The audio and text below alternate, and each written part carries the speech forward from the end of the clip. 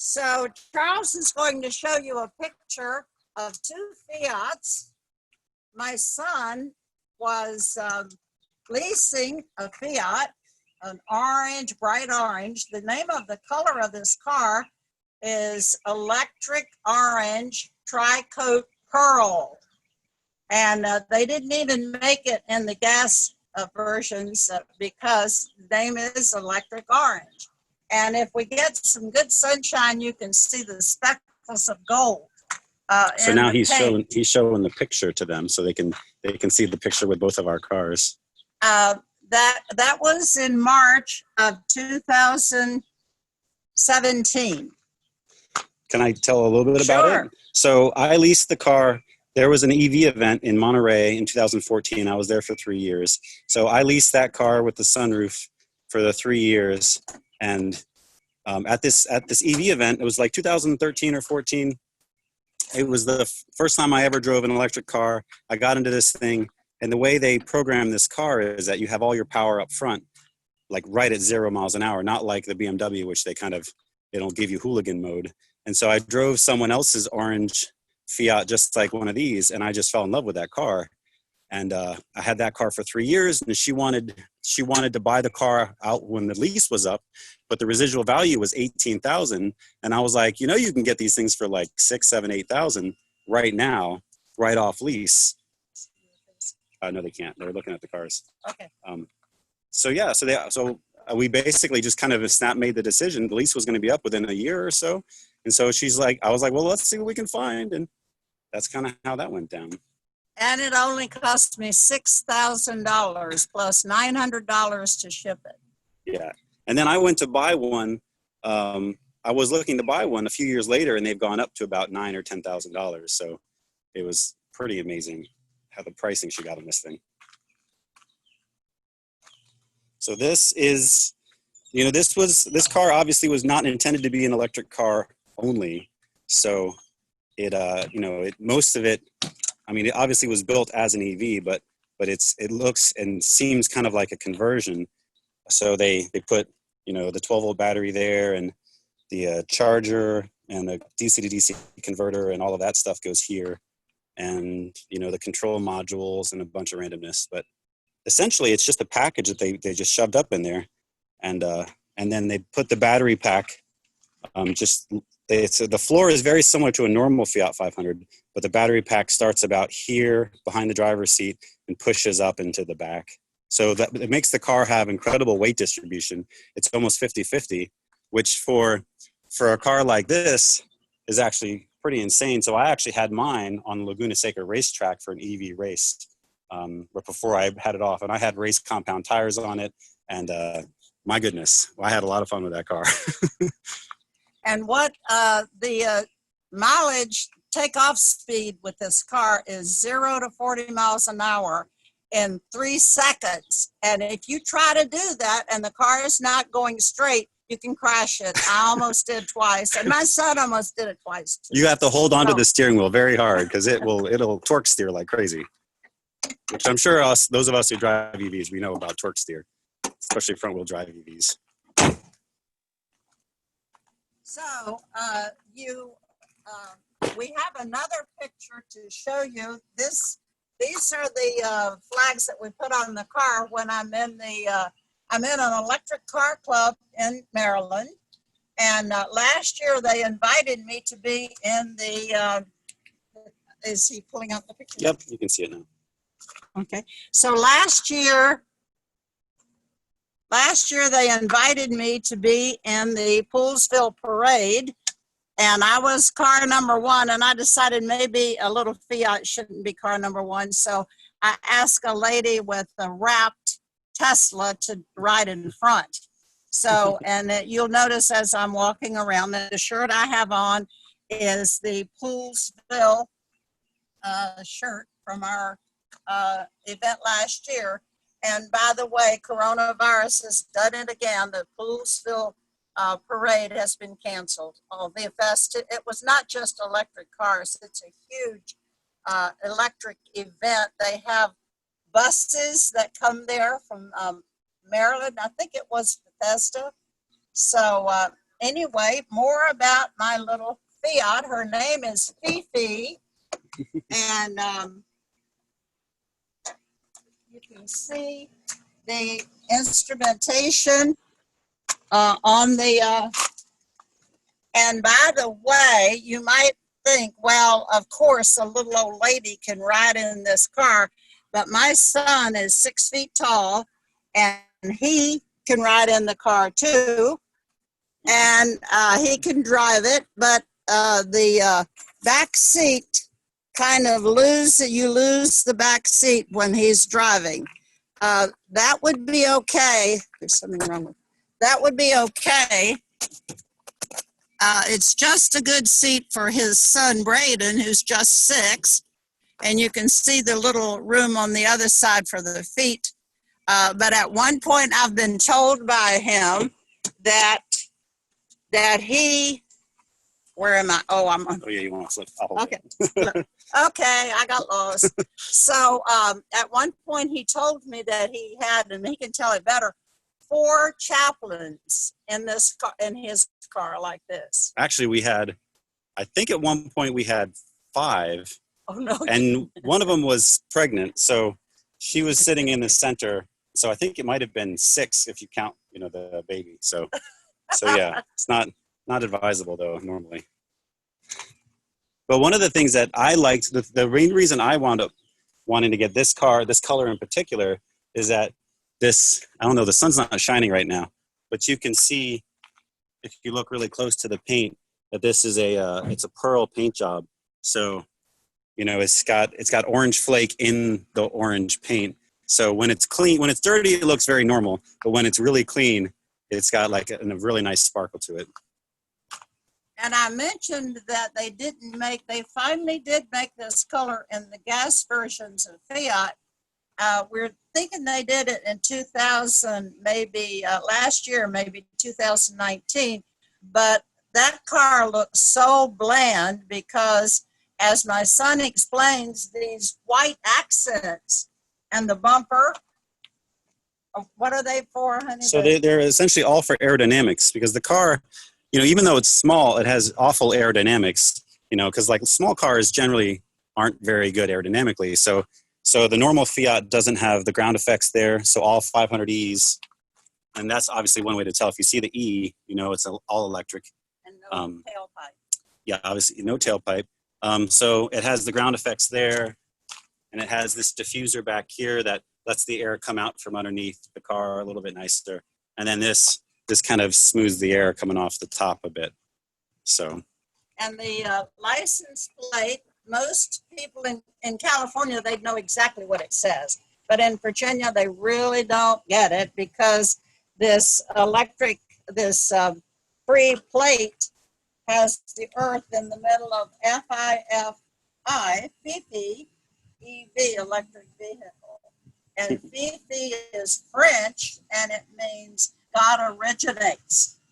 So there. Cool. And this is my huge, get ready, my huge trunk. Oh, well, what happened to my huge trunk? So, and in there where you would normally have a spare tire, you have a charger, and this is a tire repair kit, basically. So instead of a spare tire, you have a tire repair kit. Ish. Yeah. And while I'm at this point, I can show you, I recently wrote a book called God's Treasure, Red Sea Crossing. It just got published about a month ago. And if you're interested in ordering one, the best place is from my publisher, and that is West, like out west, W-E-S-T, bow, like shooting a bow and arrow, westbowpress.com. Good segue. Books in the back. And nice. Questions and answers, I guess. Yeah. So, does anybody have questions on it or anything else?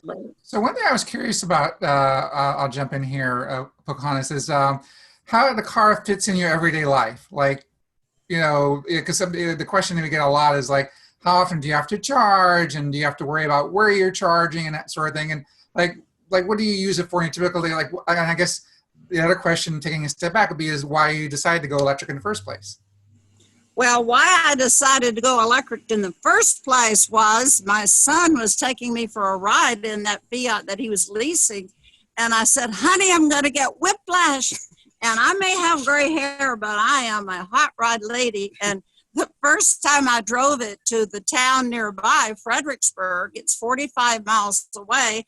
And I was being so silly, and I was hot rodding and passing everybody on the road. And when I got halfway home, I realized I only had 8 miles left to get home. So all of that fun and joy went out the window as I went to the gas station where I would normally fill up the gas in my Honda. And I asked the lady, could I please plug in my electric car? So 2 hours later, I had got the miles needed to drive home. And I recently had to have the car towed for the first time because a friend called and they needed me to drive them to another friend's house because that friend needed to go to the emergency room. And I knew I didn't have enough power, but I braved it and got part of the way home and had to call my AAA tow truck. So what I use it for everything. I've now loaned my Honda, my alternative, if I didn't have enough power in Fifi, I've loaned it to my daughter. And so I only have the Fiat, and with the COVID-19 and me being 80 years old, I really don't go a lot of places. So it gets me where I need to go as long as I charge it. And mostly I charge it here with our Nissan charger. And once I was not able to charge because the charger that I showed you in the car didn't work.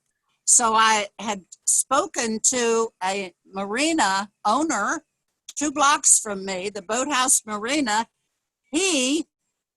Tesla would give him some chargers and some Tesla chargers and some level 2 chargers and give him the money to even install them. And he did that. So 2 blocks from my house, I can go and charge if I need to. But that would take about 3 hours to charge. And that's what this takes that my son installed here. So I find it meets all my needs, and I wouldn't have any, you could give me, I used to love Mercedes, and they're fine, but I love this little Fiat. So awesome. Does that answer the question? Yes, definitely. In the chat, I got the question, so with no spare, do you feel the need to purchase roadside assistance? And I guess I would extend that question out to some other folks who might be in a similar situation, who have an EV that doesn't have a spare, as that has been a concern or not. Yes, Xiaoming. What? Well, I try to make sure I do that even on my Honda that's a gas engine, but I have new tires on the Fiat.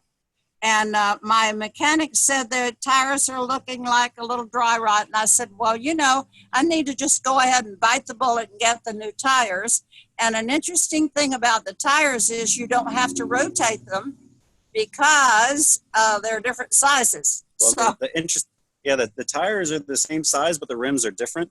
So, and I could maybe point this out to you, is that you can kind of see it, is that the back rims are 6 inches wide and the fronts are about 5.5. And I think they did that so they could just kind of have the air come right around here as nicely as they can. So if you look at this tire, you can see it kind of stretches a bit. And then if you look at this one, it kind of, I don't know if you can tell, but it just kind of tucks in a bit more. So I'm sure you probably could technically rotate them, but which you kind of need to, because the car just begs for you to drive it like a hooligan. So in the 20,000 miles that I had mine, I returned mine with like 25,000 miles. I went through a full set of tires. I went through a set of race tires, which were like intermediate race tires.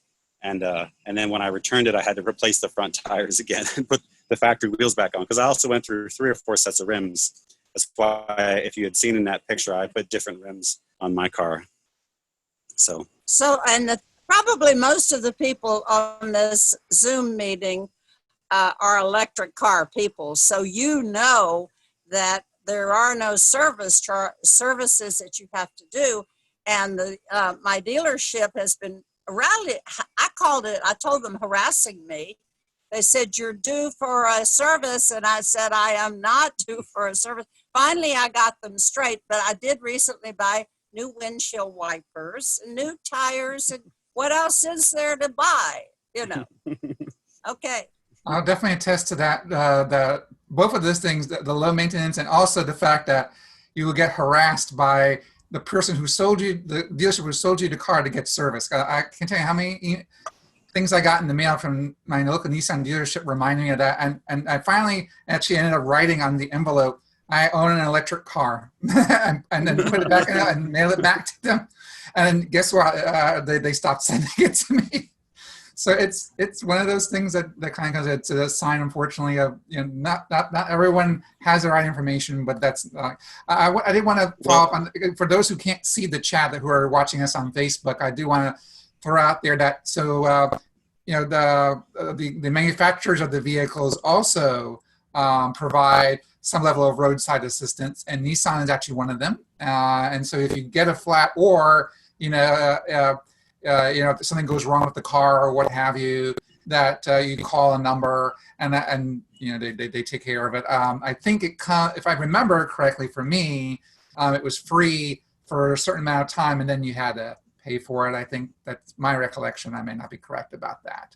It would tow you within 50 miles, and Tesla's the same, 50 miles. Gotcha. And AAA told me that they would tow me twice a year, and that's it. But then they told me on this last time that I had to be towed that it was 4 times a year.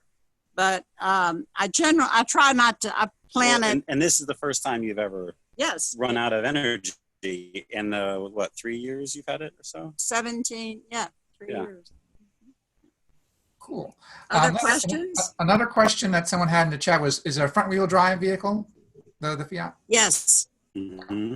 Yes. So it's front-wheel drive, and it's front-wheel regen, obviously. And it's kind of like the earlier generation Nissan Leaf. So when you get off the throttle, it coasts, but it'll recuperate, like around 5 to 10 kilowatts by coasting. And then once you hit the brakes, it actually will regen, or it'll break depending on the status of the battery. Like if the battery's cold, or if it's if it's above 90% or 80%, it will wait until it goes below 90%, and then it will charge it fully. I've seen it as high as, because there's on the dash, you can actually cycle through and you can see the amount of kilowatts you're using. So it'll say up to, I've seen it as high as like 80 kilowatts on acceleration. And then on regen, I've seen it go up to, I think, 55 when I was coming down a big, big hill at highway speed. So 50,000 watts or so. Cool. But yeah, so once we got into once I found out that you could essentially drive for almost nothing, I mean, I was hooked. And then once I started driving these things, I was hooked. And every time she came out, I was like, you got to drive this thing. And I've always just given the car to whoever's around. I'm like, oh, you want to drive the i3? Go for it, Well, when I got the car here, it came here on April 7th, 2017. And then 2 weeks later, exactly on April 21st, my house was hit by a tornado. And my cooking grill came off my second floor deck and landed on the hood. The deck is up there. And landed on the hood of the Fiat. There's never been any repair done.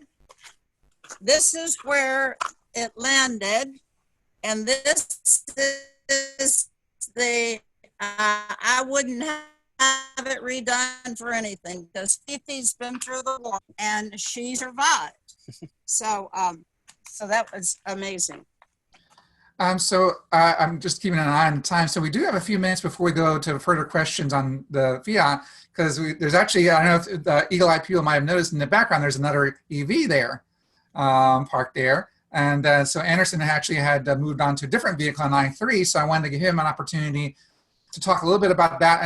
And I'm curious to know, I guess, how it compares in particular, since you had experience driving the Fiat.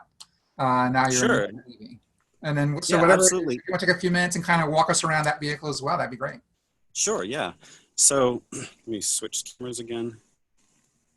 So yeah, so when I got this thing, I was working at a, Defense Language Institute in California, and one of my friends, I tried to get him to get an electric car, and he drove it, and he loved it. And so he wound up buying. Actually, he leased a 2014 i3, and then at the end of within 6 months of that ending, he leased another 2017 i3, and then before that ended, he wound up getting a full self-driving Model 3, blue with white interior. But no, this car is actually really cool. It's kind of a gem. There's a couple of major flaws with it from my mind, but outside of the flaws, the car is just one of the best cars I've ever owned. This car is a 2017, so it's starting to rain, but I can still show you anyways. So this is a 2017, and this is kind of one of the higher end ones. So it's got the leather and it's got the wood on the dash. It doesn't have the bigger screen, which even when we leased this, we didn't realize that there were two different screens. So there's little things like that kind of get on my nerves. Just give me a big screen. Why do I have this rinky-dink little screen in a $50,000 car? But anyways, this is on lease. This is going back in November, but we've put 25,000 miles on it. This is the range extended version. So this is a 17. So this one goes around 130 or so miles on EV.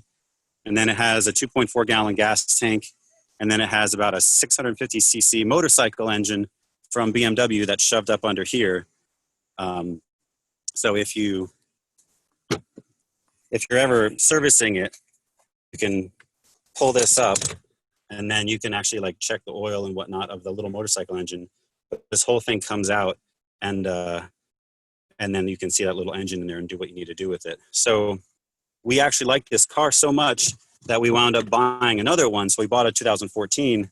It's currently sitting in California, and it's a BEV only. So it doesn't have the Rex motor because the whole frustration we were talking about with legacy car dealers or car dealers and car manufacturers is that, they my BMW app just drives me crazy. It's constantly you need to come in for a service. You need to come in for this and that. And I'm like, don't you guys understand this is an electric car?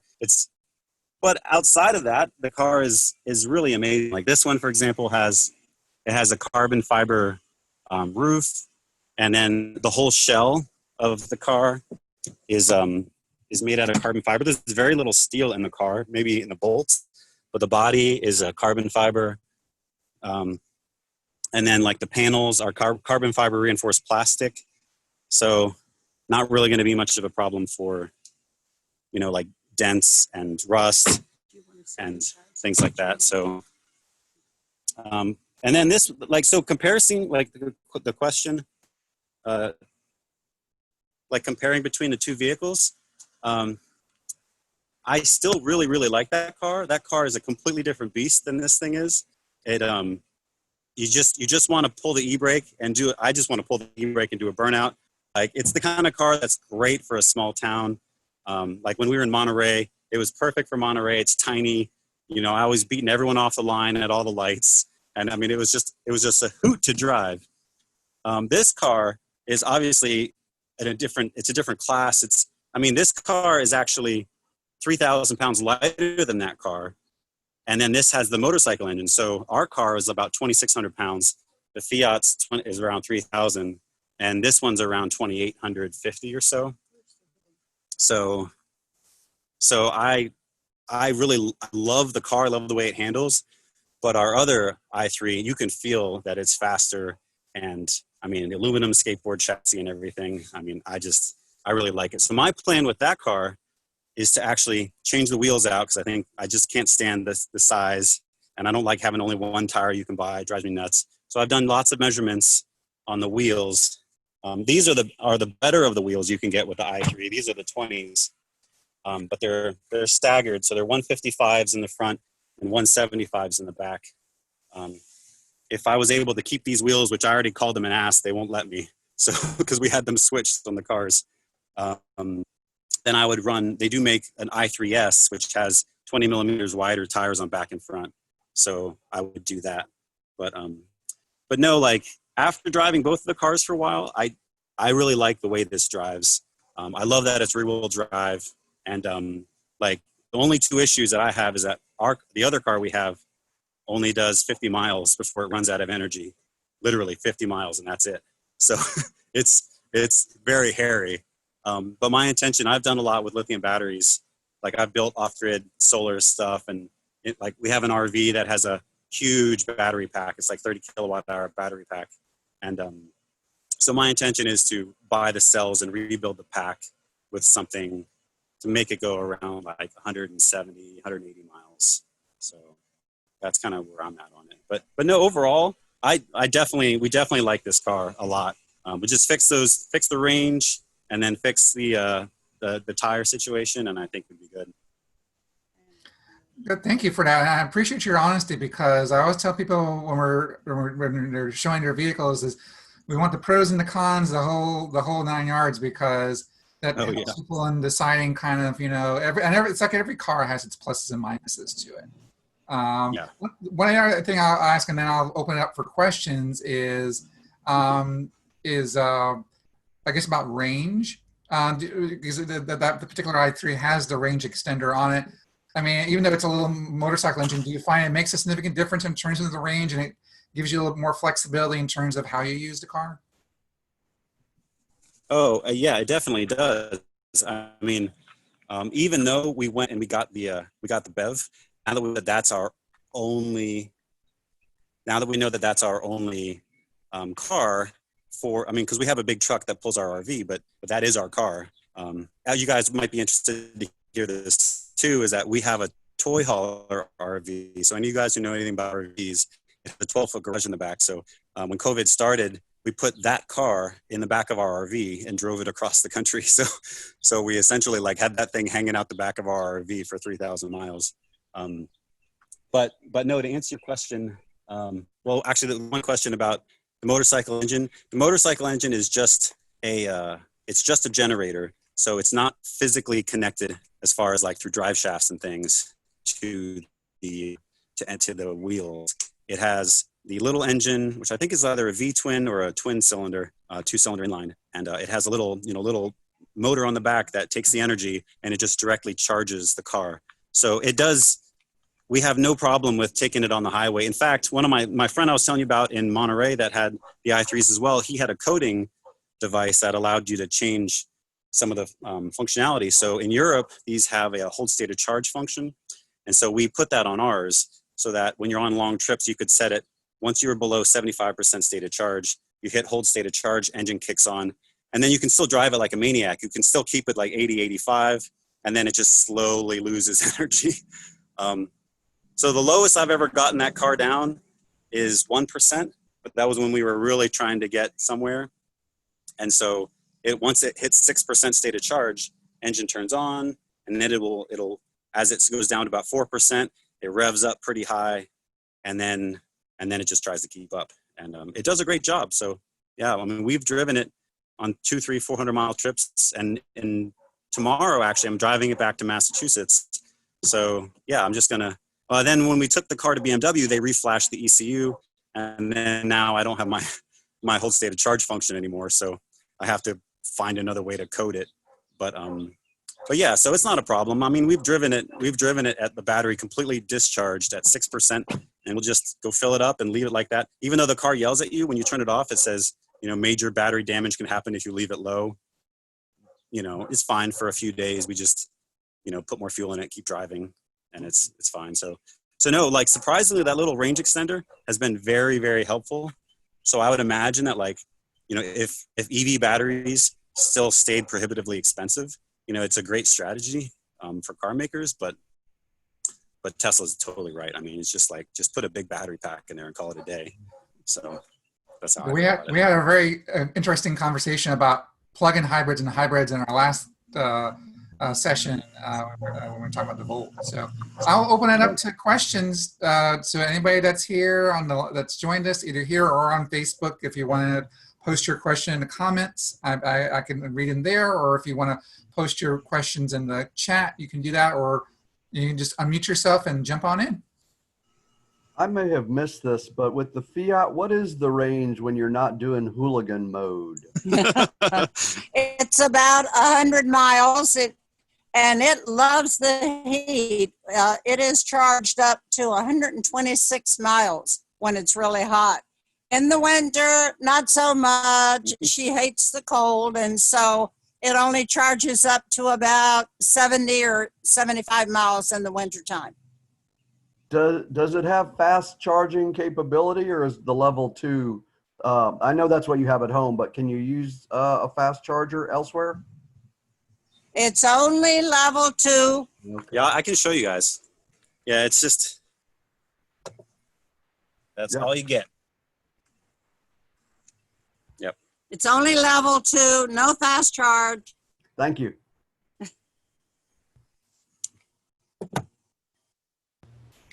But I think it is 6.6 kilowatt. It is, yes. It's not, yeah, the BMW I think is 7.5 or so, and this one is 6.6, yeah. So it's not bad. I mean, it'll charge up the car in 3.5, 4 hours if it's fully complete discharged. I'm sure you guys are aware of this, though. If you just plugged in the extension cord like I would for my lawnmower, it takes 12 hours to charge it. Well, actually, it takes 24. What I had done, and a lot of people with Fiat 500s, so I kind of, as you can already tell, like I've done a lot with electrical stuff. So I was, the first time I took that Fiat factory charger and plugged it into 240 volts, so hot to hot instead of hot to neutral, I was like, let's see what happens. And I plugged it in and it worked fine. So with mine, for most of the time I had it, I was charging at 240 volts. So I made an adapter for her to plug her charger in. And I tried it with a Nissan Leaf charger and I heard a pop. And then I was like, okay, no, they weren't joking when they said it won't take 240. But this one only says 120. But, it's been like that for a couple of years. That's what she was using. So in 8 hours, it would go from fully discharged to fully charged. And it was I think it's a 14 amp or 12 amps at whatever voltage, 250 or something. So you see why I keep my son around. He answers all my questions. I am totally clueless. I plug it in and I drive it and I love it. So. Yeah, I wound up modifying. I took that Nissan Leaf charger and I bought just the little board. It was a 16 amp control board from Alibaba or AliExpress. It was $60 and I wired it into the case and I use that now for my main 240 volt charging for our EVs. Cool. Yeah. And I'll point out that so Brian, who is on the meeting, put in the chat that you have to modify the stock Nissan charger in order to handle 240 volts. Right. And I'd seen them do that. I'd seen that as a service. Yeah, I have one. It's actually pretty handy. Although with the Tesla charger now, I mean, what's the point? It does everything already. Right. But I still have it. It's actually a pretty neat charger. You can put it into, it'll actually do 20 amps on 120. So I can plug it into one of those T plugs and actually get 1.99 charging out of it. So it's cool stuff. Hello, Jeff. You're the one who set this all up and introduced me to Charles. Thank you. Absolutely. No, well, you're both good friends of mine. That's why. Right. So I should tell you guys something else too, is that, because I kind of got addicted into this process, I have a project that I've been working on. I worked on it in 2016 and 17, and then it's been sitting until I dedicate some time to it. But I bought a 1980 BMW 320i, and then I bought off a Copart, I bought a wrecked 2013 Nissan Leaf, and that's how I got the Leaf charger. And I wound up taking a Sawzall and cutting the Leaf into many, many pieces. And I took the floor pan out of the Leaf, put it into the BMW. I took the inverter assembly, put it in where the engine was, and I took the motor and separated it and put it in the back.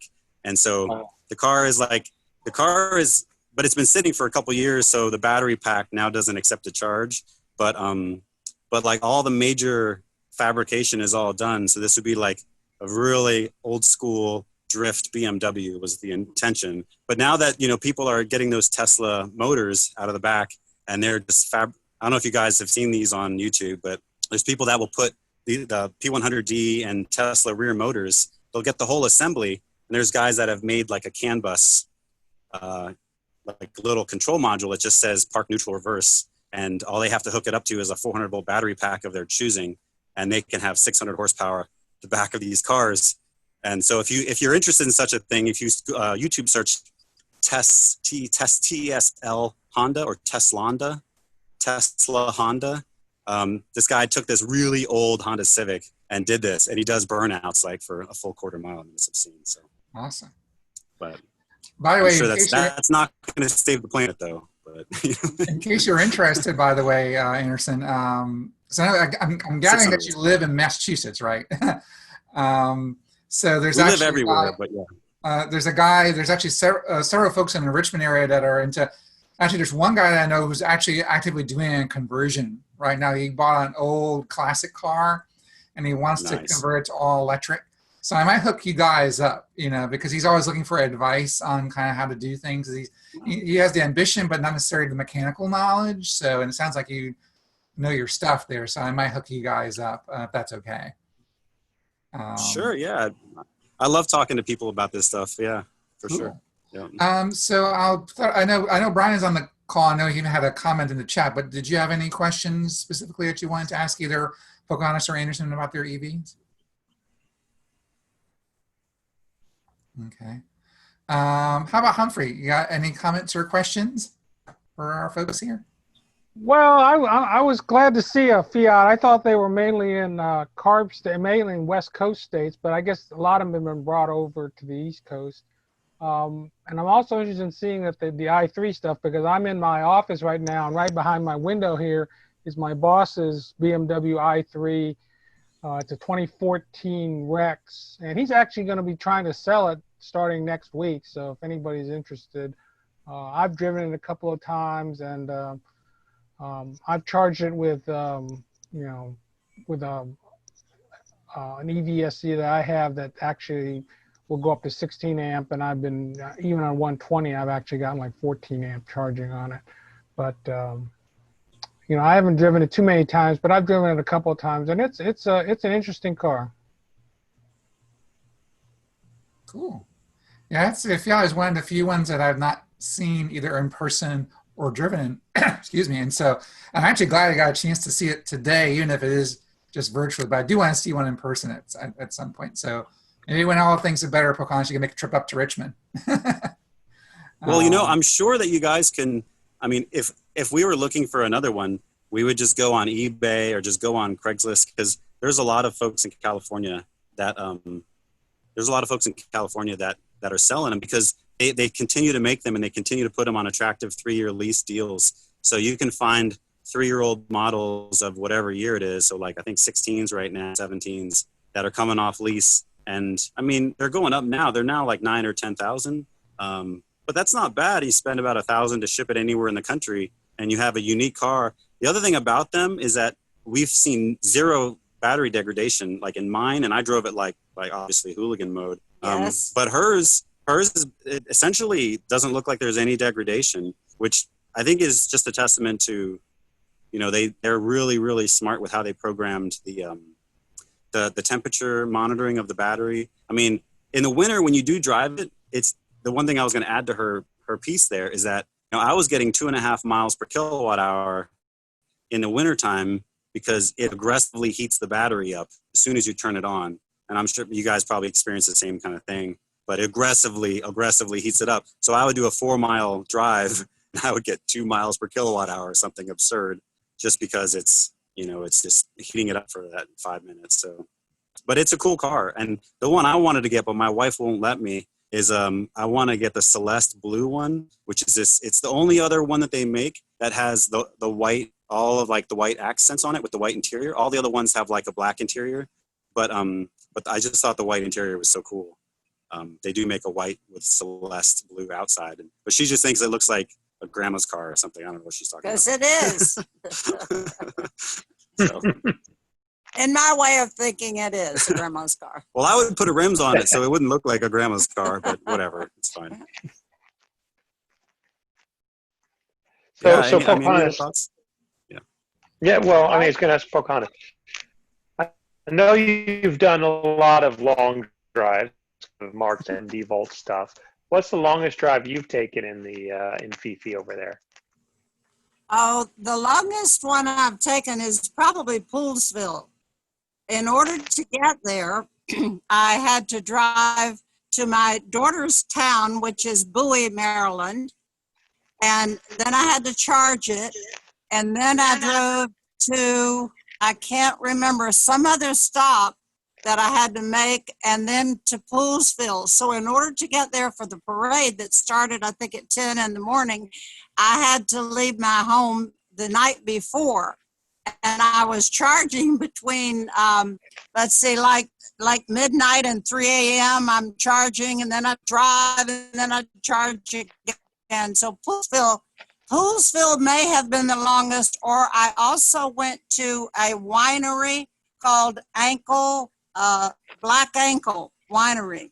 And that was pretty far up too. And one time when I left Poolsville, Mark, who Jeff knows, he's in charge of our electric car club, Mark said, Pokey, you don't have enough power to get back to your daughter's house. And I said, whatever. Well, whatever came up in my view when I was like, I had 16 miles left and I was on 270. Cars are whizzing past. That's a long story. It took me a long time to finally charge it at a Nissan charger in a Marriott hotel. So I've had a few hair raising experiences when I didn't think ahead. I'm glad you mentioned that because you hear that term range anxiety thrown around quite a bit.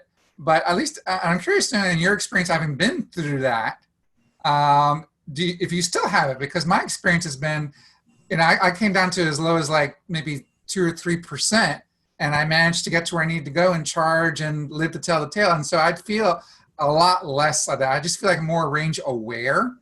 And I'm curious to know if you feel the same way. Like, do you still anxious about it, or do you feel like, well, I got through that and I didn't die and everything is great, and so you feel less anxious about it or just more aware of your limitations? I can develop quite severe anxieties about nothing, but it doesn't happen to be about that, because from these 3 years and never having to be towed until my friend needed to go to the emergency room, I pretty much think ahead and plan ahead. And but it is anxious on the Fiat when you get down to 25. I think it's 20 or 25%. A little Fiat shows up on the odometer area. And then when you get down to 10, a turtle comes on. So it's like you're getting drastic and you've got to do something quick. So. Yeah, that's the one thing I found about electric vehicles is that they design in a way, it's probably much easier to run out of gas in a car than it is to run out of energy in an electric vehicle. Because like all kinds of lights come on and audio warnings. It's like, Yes. whereas in a gas car, that when that meter could be, you think, oh, I got a little bit more. It's on E, but I got a little bit more. It's not really E. And well, the other thing I think is interesting is that it's way more accurate, I think, than a gas car. Because like even if you only ever start with 200 miles of range, you know you're going to make it down to 0, and you might make it a mile or two beyond 0, but that's it. So like, I think it cuts down on the ambiguity. It's not like, oh, we'll run on vapors. Yeah, no, they're not going to run on vapors. You get maybe 2 or 3 miles of grace period, and that's it. Yeah. I will tell you. No, go ahead, Pocahontas. I heard something the other day that I'm not sure about this, that the manufacturers may give you a couple of grace miles, beyond when it says 0, it's not 0. Once I came, I think it's about 2.5 or 3 miles on 0. So it must go a little bit more than 0. Mm-hmm. Yeah, and now that we have that other i3 is, I've had the most range anxiety with that thing, because just driving 24 miles to work when we were in Orange County, literally I would get 52 miles of range. It would start out saying I have 60 miles of range when it's fully charged. And then because that battery is definitely degraded, because it started out at around 80 or so miles and it's down to essentially 50. Right. So yeah, we definitely know, but it's just like anything. As long as my expectations are are set. Okay, maybe I have to charge for 20 minutes, but that one has fast charging, so I can fast charge for like 10 minutes right after work, and then I have more. All I need is like 2 or 3 more miles. So yeah, it's very manageable. Yeah, I think you hit the nail on the head is saying what expectations are. I think sometimes when people have a negative experience, it's because either the salesperson didn't tell them or they didn't pick that up in their research that, there's these certain parameters that you have, and so awareness that you have to have. And then when something happens, they go, oh my God. And you've seen some of those horror stories where it play out sometimes, and the boards on for Tesla owners and people are freaking out, oh, I took my Tesla back because so I think it's all about expectations and being informed. Well, I mean, I will say this, that of course I drove the Leaf. I drove 3 Leafs, actually. I think it was the second Leaf that I had these problems. The first Leaf, the one with the slow charge battery, I never ran out of power. I was always very careful. I think it was with that one, Mark Chaika, who's the one that Pocahontas and I are talking about, runs MD Volt. We had a meeting up at the Stones Cove Kit Bar up there in Owings Mills. No longer there, but it's used to be there. And I literally motored in with the Turtle with less than 5 miles on the battery. It was turtling, and I just made it. Another time I was coming down to Richmond, turtling right into something just to get enough electricity to get to the next charging station. I've hit the Turtle twice, but the only times I've run out are literally about less than 5 miles, maybe 3 miles, or 1 mile from my destination. I mean, it's these hills in this town called Reston. They're these big hills, and man, oh man, they kill the battery. Good point. I'm glad you pointed it out. Does anyone else have any other questions? Ben, did you have any additional questions, or John?